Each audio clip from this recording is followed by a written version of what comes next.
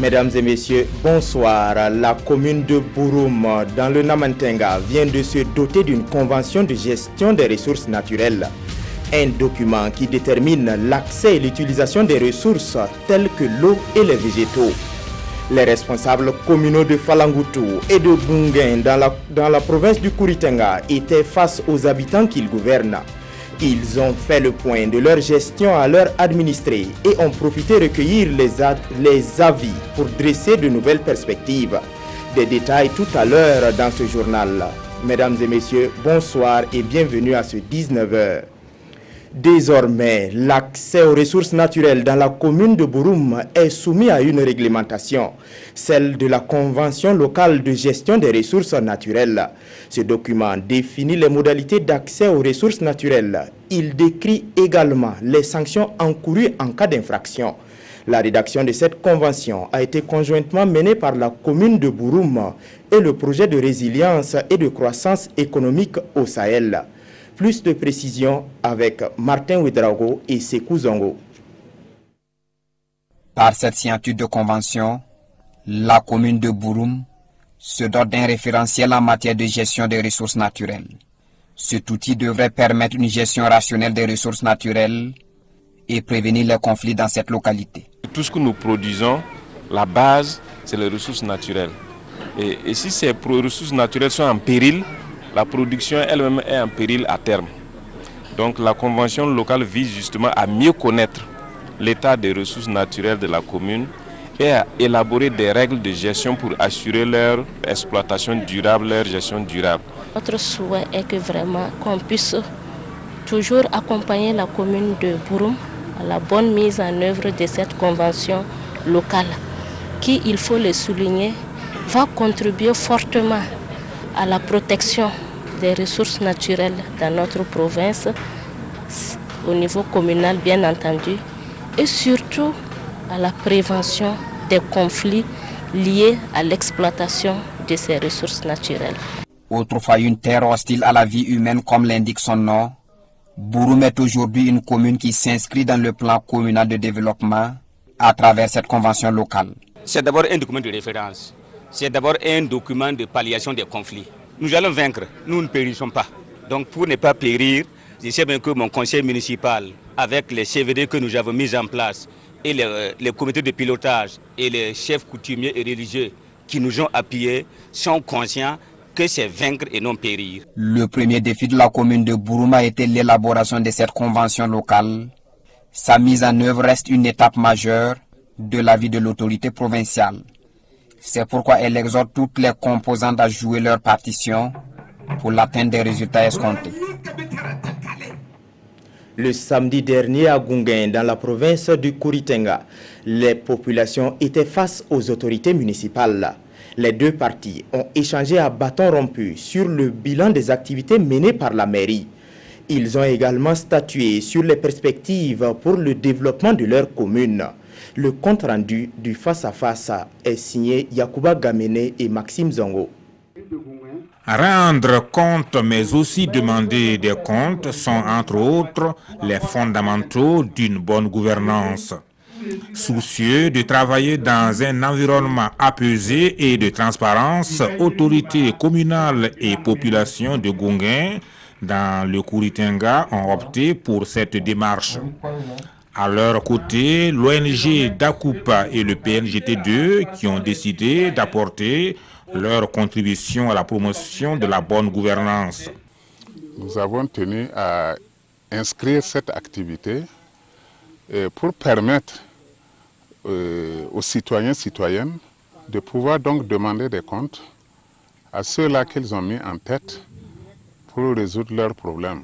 Le face-à-face de ce samedi 10 juin aura duré plusieurs heures. Il a permis au maire de s'expliquer sur la gestion de sa commune, mais aussi aux autorités de demander l'accompagnement de la population. En fait, il ne s'agit pas de venir faire le tribunal, de venir juger le maire sur ses erreurs. Il s'agit de venir dire, voilà, à tel niveau c'est bien, à tel niveau, bon, il y a des insuffisances, est-ce qu'on peut corriger à tel ou tel autre niveau? Mais il est évident qu'on ne peut pas manquer aussi des questions qui ont des colorations quelque peu politiques pour contraindre le maire peut-être à dire certaines choses ou bien pour forcer le maire à prendre certains engagements aussi. Au terme des échanges, de nombreuses recommandations ont été présentées au conseil municipal pour examen. Cet espace de dialogue déjà expérimenté dans plusieurs localités s'étendra à toutes les 30 communes de la région du centre-est. Même exercice de compte rendu à l'endroit des populations de Falangoutou dans la province du Séno. Le conseil municipal a fait le point de ses activités de 2016. Il a aussi recueilli les suggestions de la population pour une bonne marche de la cité. Des détails avec Ama Faisal Sissé et Bernard Diasso. Le conseil municipal de Falangoutou veut être transparent dans sa gestion des affaires de la commune. Entre autres actions menées en 2016, la mairie de Falangoutou a réalisé 10 forages positifs, 2 forages pastoraux positifs, un parc à vaccination et récupéré des terres dégradées dans 6 villages de la commune. Les gens n'étaient pas trop surpris par rapport à l'information qu'on a donnée sur les différentes réalisations. Ça veut dire qu'elles sont au courant. Dire aussi qu'elles sont attentives par rapport aux perspectives. On a entendu parler de frontières avec des populations de 5 villages qui sont angoissés. On a entendu parler d'éducation. En dépit de ces résultats engrangés, le défi le plus important pour la commune de Falangoutou concerne sa frontière avec le Niger, où elle perd 5 de ses villages. Aussi, la problématique de la suspension des lotissements bloque les investissements majeurs dans la commune. IAM Gold, Sakan-SA, est un outil dans la région pour aider justement le développement des communes, parmi tant d'autres. Et nous, on souhaite être un partenaire actif dans ce développement-là. Les différents maires des communes ont un plan de développement que nous, on va tenter de supporter au maximum. Il convient de noter la volonté du conseil municipal de Falangoutou de relire son plan communal de développement PCD en vue de le mettre en adéquation avec le plan national de développement économique et social PNDS. Parlons éducation à présent pour dire qu'au titre de l'année académique 2017-2018, des élèves de la classe de terminale ont reçu des bourses de la part de l'Institut supérieur de technologie appliquée et management.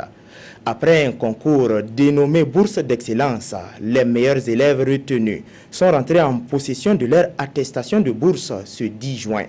C'était en présence de Ibrahima Sombier et Christine Koulibaly.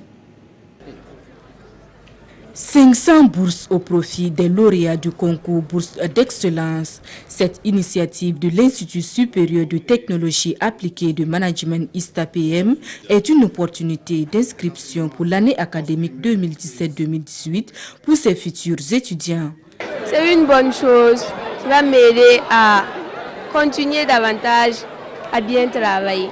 Les 500 bourses, c'est juste 262 500 qui représentent 50% des frais académiques et 525 000 qui représentent 100% des frais académiques pour la première année. En organisant ce concours, l'Institut supérieur de technologie appliquée et de management veut contribuer à l'excellence et à encourager les jeunes frères à plus de dynamisme, à prendre au sérieux leurs études. Pour le ministre de l'Enseignement supérieur, l'accompagnement du privé est capital pour relever le défi de la formation universitaire. C'est un exemple de responsabilité sociale d'entreprise qui doit être imité par tous ceux qui sont dans le privé, parce que l'éducation, rappelons-le, c'est ce qu'il y a de plus cher pour transformer les enfants en cadres capables de porter le développement de notre pays. Je vais les encourager à tout faire pour faire en sorte que nous sachions qu'il a quand même trié les meilleurs et le taux de succès doit être très élevé, sinon 100% parmi les 500 qui ont été sélectionnés. Ce concours Bourse d'excellence de l'ISTA-PM a eu lieu le 27 mai dernier. Il a connu la participation de 29 établissements publics et privés de la ville de Ouagadougou. Prenons maintenant la direction de l'hôpital Yalgado-Ouedraogo, où ce 11 juin, une journée de solidarité a été organisée par le comité de gestion de la mosquée de l'hôpital. En collaboration avec des associations islamiques, le comité a offert à certains malades des aides financières et matérielles.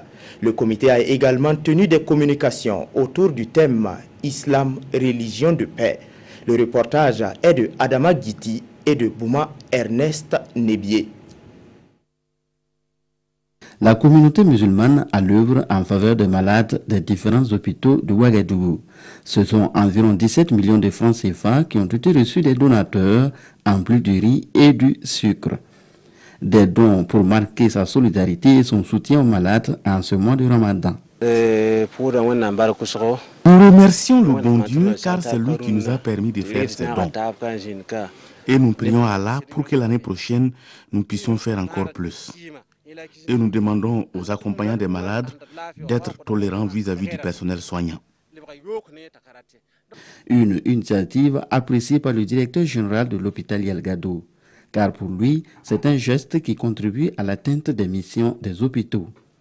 Chaque année, lorsque la communauté musulmane nous fait un geste aussi important, aussi bien en argent qu'en vivres, nous arrivons vraiment à venir en aide à beaucoup de patients, parce que vous voyez que chaque patient qui va recevoir un sac de riz, vous voyez, ça lui permet quand même de tenir pendant la durée de son hospitalisation. Aujourd'hui, avec ce geste, ça met du baume au cœur. Pour cette 4e édition, selon le comité de gestion de la mosquée du centre hospitalier universitaire Yalgado et Drago, les dons seront partagés dans les différents hôpitaux publics et confessionnels de Ouagadougou. Et chaque malade a droit à un sac de 25 kg de riz, 3 paquets de sucre et une enveloppe de 5 000 francs CFA. Restons toujours dans le domaine hospitalier, mais cette fois-ci au centre médical urbain Pogbi. Ce matin, ce centre a reçu du matériel d'une valeur de 5 500 000 francs CFA au profit de son laboratoire et de la maternité. Le don est l'œuvre du Larlé Naba Tigré à travers son association Belouette. Des explications avec Adama Guiti et Maïmouna Traoré. Du matériel médico-technique offert au centre médical urbain Pogbi. C'est un cri du cœur qui a été entendu, celui du médecin-chef du district sanitaire de Bascuy et de l'ensemble du personnel sur le manque d'équipement pour le laboratoire. C'est une joie pour moi d'être un peu utile à la communauté, à la maternité Pogbi surtout, donc dans l'arrondissement où je suis.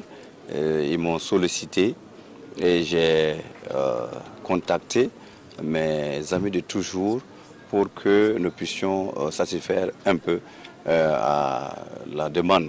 Ce don est dans la dynamique de ce que nous appelons la santé communautaire, qui est l'alliance, le partenariat entre l'État et les communautés pour améliorer la santé des citoyens. Les patients de ce centre de santé pourront désormais faire des examens médicaux sur place. Toutes les populations environnantes sont obligées de faire le grand tour pour faire des examens, pour revenir ici pour se faire soigner.